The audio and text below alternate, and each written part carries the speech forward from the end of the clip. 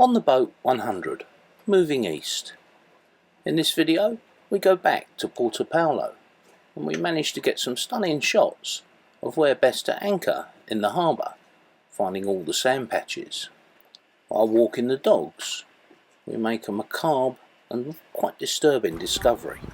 Why would they dump fish carcasses here?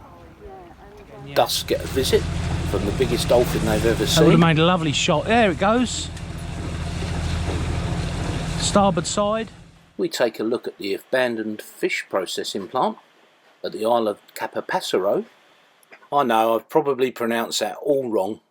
And we head north before we turn east to a destination we've already been to once. Where is it?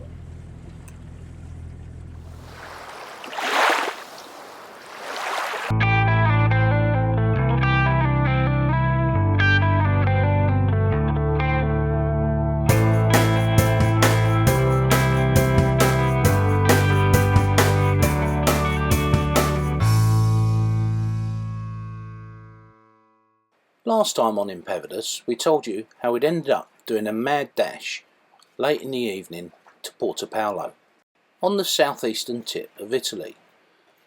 This anchorage is wide and open to the south, but to the north, east and to the west it offers good shelter with sandy patches to dig in well. We put the drone up so that we could find these sandy patches, and we all managed to dig our anchors hard into one of them.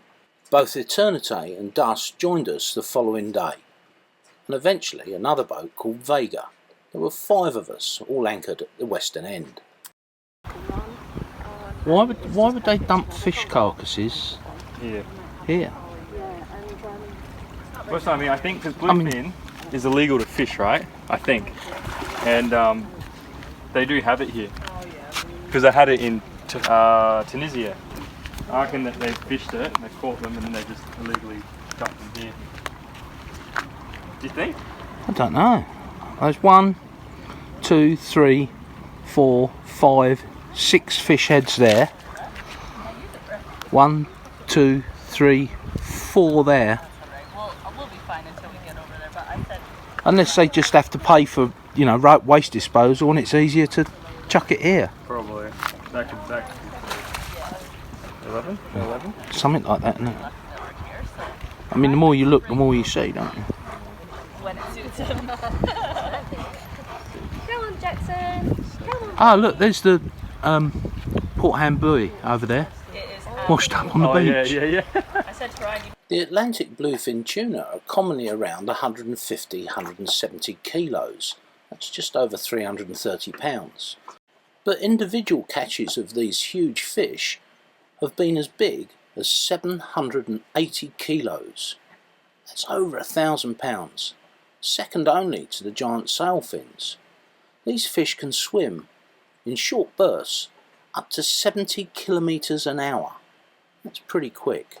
Intrigued and upset to see their carcasses dumped on the shoreline, we did a bit of research, and more about that later in the video.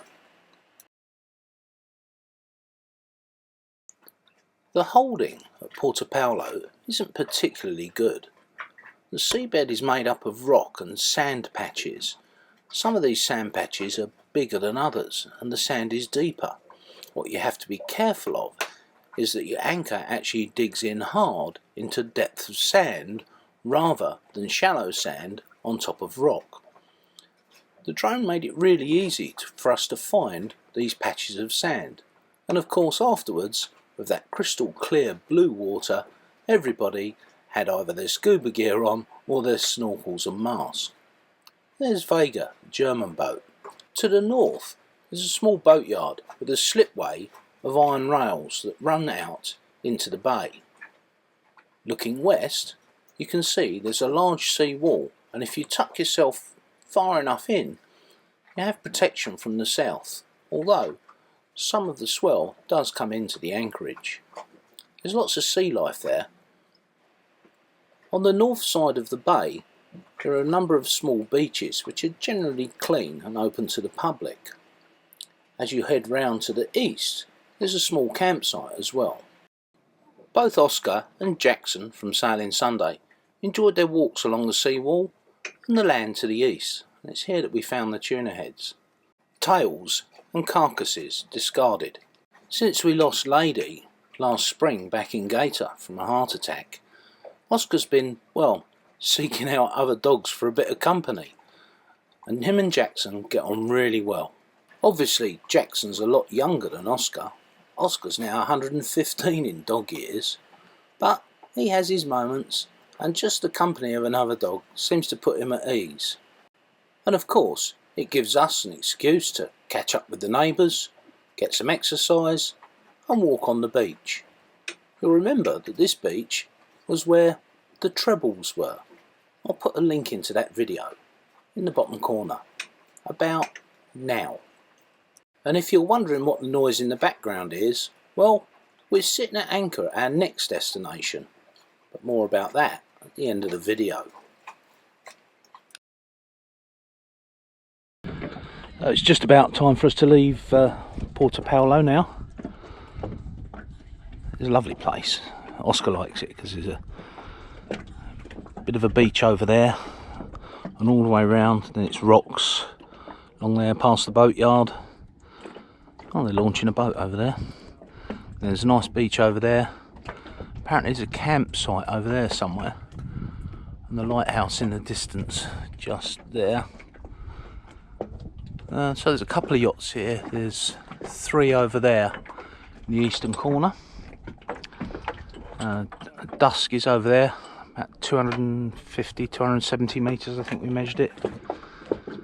Sunday there, Eternité there. The other seawall, the western seawall.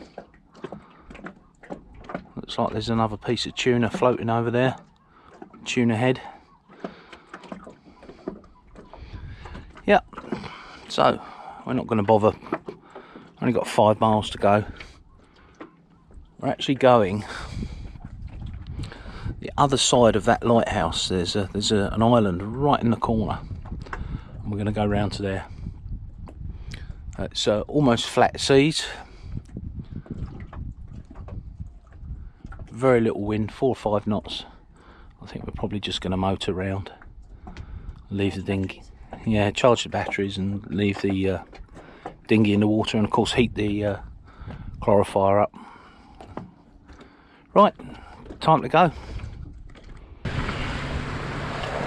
If you've seen a couple of our previous videos, you'll know that we've stopped here before. And this is the island.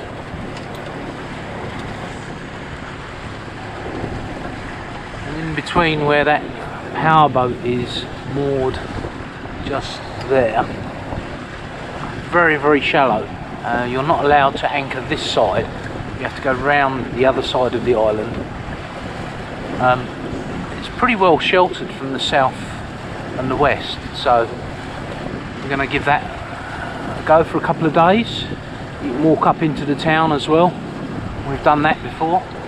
There's a castle and an old tuna factory.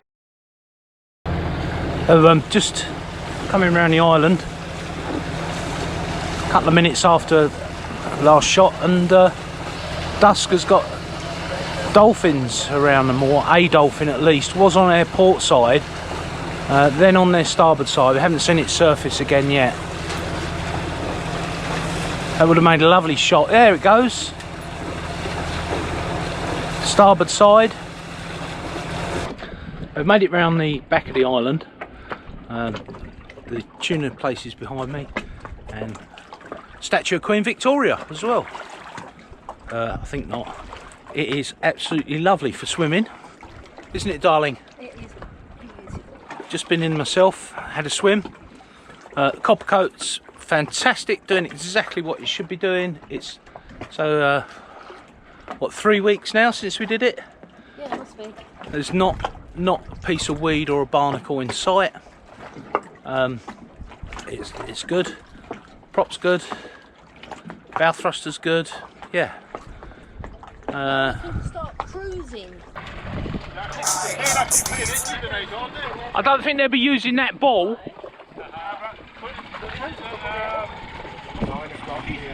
Ah,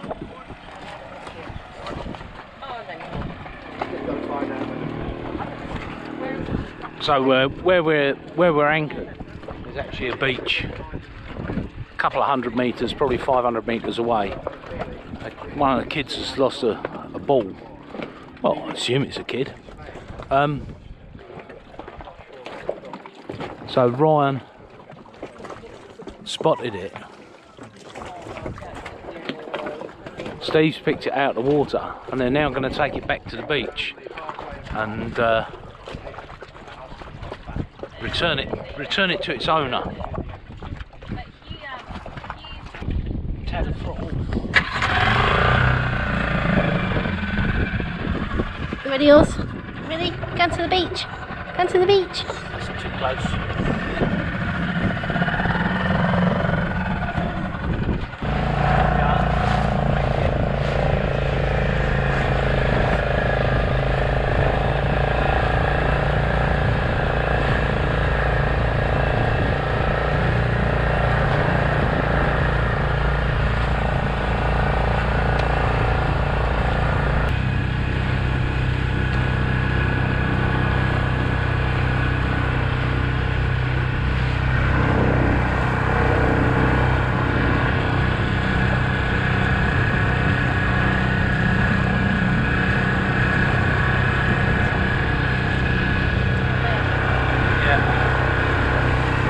Bit of rock there.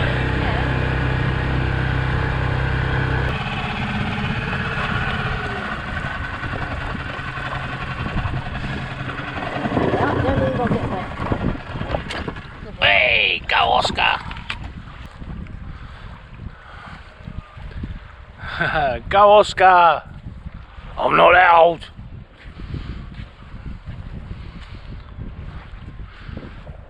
Better tie the dinghy onto something.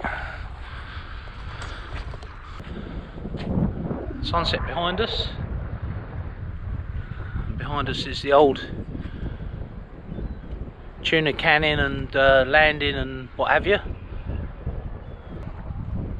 In the 60s they were pulling out hundreds, if not thousands of tons of tuna, and it was a bonanza.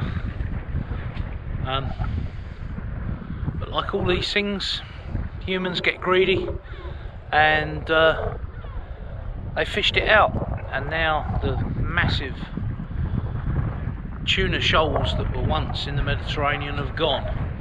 When you take away the top end predatory fish, what happens is the other fish lower down the predatory scale disappear as well. I mean, there are still big fish, they still come in through the Atlantic Gateway, through the Straits of Gibraltar, but it's nothing, absolutely nothing like it used to be, and all because of greed. A lot of these places you go, you see the old tuna net anchors. I mean, they would have strung nets between this island and the mainland to catch the migrating tuna, and of course no limits or no capture quantities or anything like that, and as a result in the late 70s, early 80s, the decline of tuna fish was catastrophic, and the livelihoods of the people on the shores just went from bonanza to bust.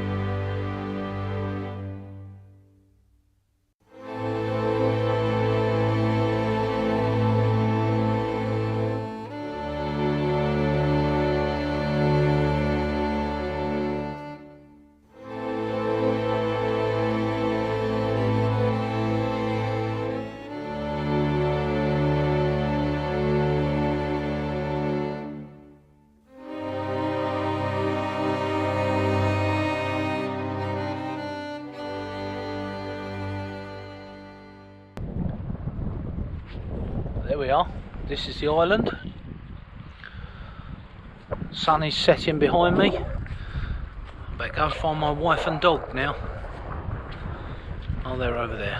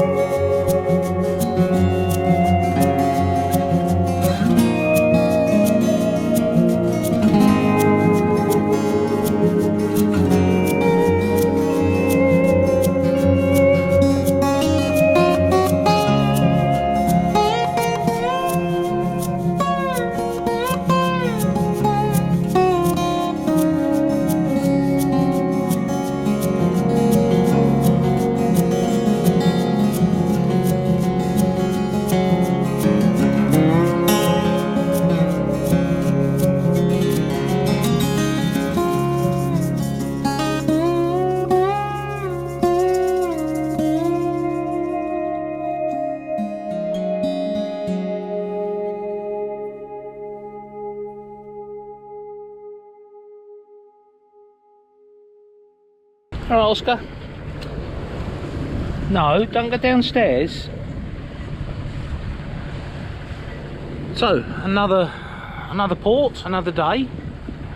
Can't remember what time we left this morning.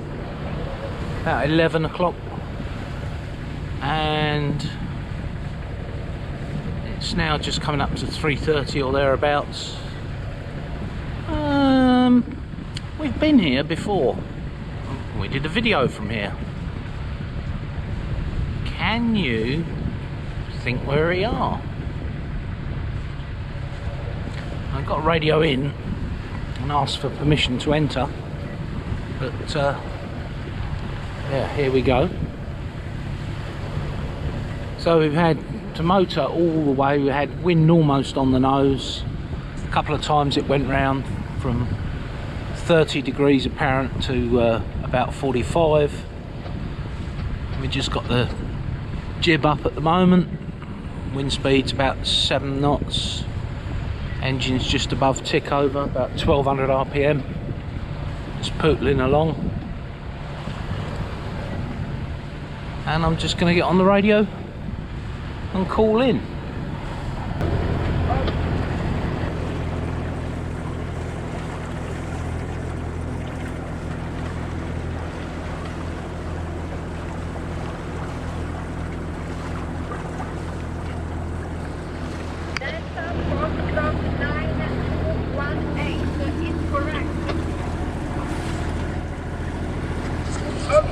At Pam, by the time they've finished working out all the information, it took 10 minutes to find out how many people on board, what their call sign is, where their last port of call is, what the destination, etc, etc.